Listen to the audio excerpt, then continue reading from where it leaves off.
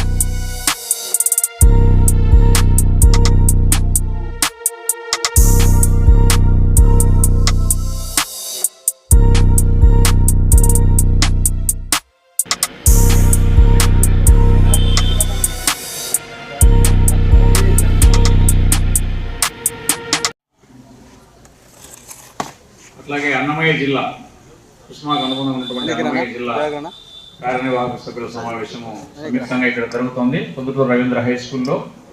ఈ కార్యక్రమానికి వచ్చేసినటువంటి కరస్పాండెంట్ మిత్రులందరికీ కూడా ప్రత్యేకంగా ధన్యవాదాలు. ప్రైవేటు పాఠశాలలు రోజు ఎదుర్కొన్నటువంటి వివిధ సమస్యలపై అందరం కూడా ఇక్కడ ఆత్మీయంగా చర్చించుకొని వాటి పరిష్కారానికి సంఘటితంగా పనిచేయడం కోసము ఈ కార్యక్రమాన్ని ఇక్కడ ఏర్పాటు చేసుకున్నాం. మరి ఈ కార్యక్రమం ద్వారా భవిష్యత్తులో పాఠశాలలు ఎదుర్కొన్నటువంటి వివిధ సమస్యలను మనం పరిష్కరించేటువంటి దిశగా ముందుకెళ్లాల్సినటువంటి అవసరం ఉంది. మరి ముఖ్యంగా ప్రైవేటు పాఠశాలకు సంబంధించి గుర్తింపు ఇచ్చేటువంటి సందర్భంలో ఎవరి ఇయర్ అడుగుతున్నారు, అట్లా కాకుండా రికగ్నిషన్ మనకు పూర్తిగా ఇప్పుడు 8 years ఇస్తున్నారు, దాన్ని 10 సంవత్సరాలకు పొడిగించాలని చెప్పి డిమాండ్ చేస్తూ ఉన్నాం. ఇంత మునుపు కూడా 10 సంవత్సరాలు గుర్తింపు ఇచ్చేవాళ్ళు, దాన్ని గత ప్రభుత్వంలో ఒకసారి 3 సంవత్సరాలకు కుదించారు. మళ్ళీ వివిధ ప్రతిపాదనల ద్వారా దాన్ని 8 సంవత్సరాలు చేయడం జరిగింది. దాన్ని 10 సంవత్సరాలు చేయాలని చెప్పి అడుగుతూ ఉన్నాం. అట్లాగే వెహికల్స్కు సంబంధించి వ్యాన్లకు సంబంధించినటువంటి ఇన్సూరెన్స్ కూడా సరళతరం చేయాలని చెప్పి, ఉండేటువంటి ఇన్సూరెన్స్ యొక్క ప్రీమియంను తగ్గించాలని చెప్పి కూడా ప్రత్యేకంగా మేము ప్రభుత్వానికి విజ్ఞప్తి చేస్తూ ఉన్నాం. మరి మిగిలిన అన్ని విషయాల్లో కూడా ప్రైవేటు పాఠశాలలకు ప్రభుత్వ పాఠశాలలకు మధ్య ఉన్నటువంటి వ్యత్యాసాన్ని తొలగించాలా. ఎందుకంటే ఎడ్యుకేషన్ అనేది ఒక కామన్ ఫ్యాక్టరు. మరి ప్రతిభా అవార్డుల విషయంలో కానీ, అట్లాగే మిగతా IIITలో సీట్ల విషయంలో కానీ ప్రైవేటు పాఠశాలల పట్ల వివక్ష చూపిస్తున్నారు. అట్లా కాకుండా తప్పకుండా ప్రైవేటు పాఠశాల ప్రభుత్వ పాఠశాలకు ఏవైతే ఉన్నాయో అవన్నీ కూడా ప్రైవేటు పాఠశాలలో చదివేటువంటి పిల్లలందరికీ కూడా వర్తింప చేయాలని చెప్పి ఈ సందర్భంగా మేము ప్రత్యేకంగా ప్రభుత్వాన్ని డిమాండ్ చేస్తూ ఉన్నాం. మరి అట్లాగే అన్ని విషయాల్లో కూడా ప్రభుత్వం ఏ నిర్ణయం తీసుకున్నా కూడా ప్రభుత్వ ఉపాధ్యాయ సంఘాలతో చర్చించినట్లే ప్రైవేటు పాఠశాలల సంఘాలను కూడా భాగస్వామ్యం చేయాలని చెప్పి, ఎటువంటి విధానపరమైన నిర్ణయం తీసుకున్నా కూడా వాళ్ళతో పాటు మాకు కూడా అవకాశం కల్పించాలని చెప్పి ఈ వేదిక ద్వారా ప్రభుత్వానికి విజ్ఞప్తి చేస్తున్నాం. Thank you. ప్రభుత్వము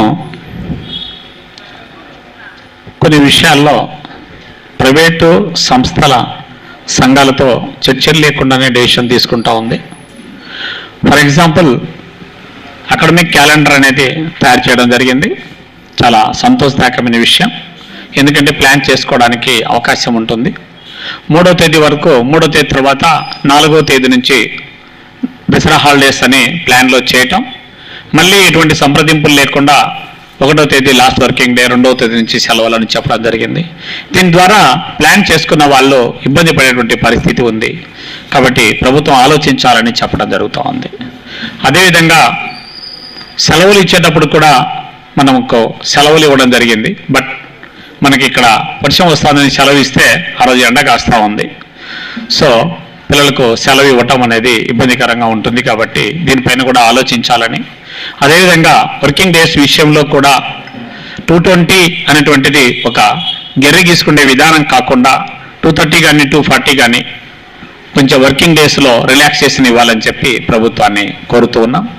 అదేవిధంగా ఫైర్ సర్టిఫికెట్ విషయంలో కూడా ఒకసారి ఒక బిల్డింగ్కు ఏ విషయంలో కూడా ఎన్ఓసిలో కానీ మున్సిపాలిటీలో ఎవ్రీ రెన్యువల్ కల్లా ఎన్ఓసి తీసుకోవాల్సిన పరిస్థితి వస్తూ ఉంది.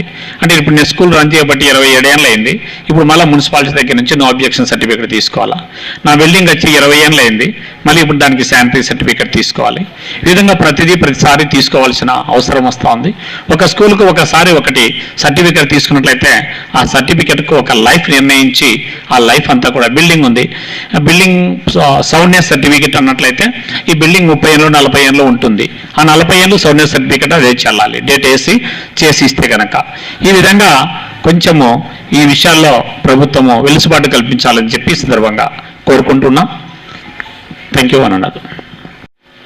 మా స్కూళ్ళు కార్పొరేట్ స్కూళ్ళు కాదు, ఓన్లీ బడ్జెట్ స్కూళ్ళు, చిన్న చిన్న బడ్జెట్ స్కూళ్ళు.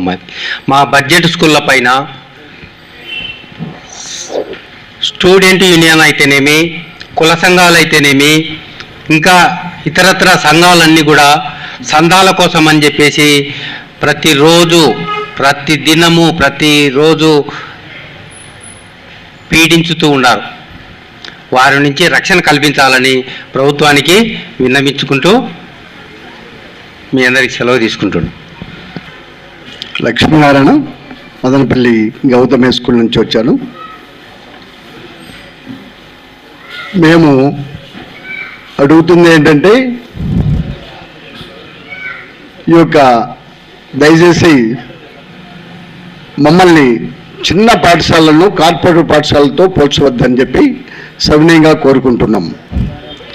తర్వాత ఏ విషయానికి వచ్చినా కూడా ఈ స్మాల్ బడ్జెట్ పాఠశాలలు ఏ విధంగా అయితే గవర్నమెంటు పరిశ్రమలైతేమి అన్ని రకాల సబ్సిడీ ఇచ్చి ప్రోత్సహిస్తున్న సందర్భంలో ప్రతి ఒక్క దానికి కూడా సబ్సిడీ ఇచ్చి ఒక 50% సబ్సిడీ ఇచ్చి పరిశ్రమలో నెలకొల్పుకోండి, అన్నీ చేయండి అని చెప్పి ప్రోత్సహిస్తుంది.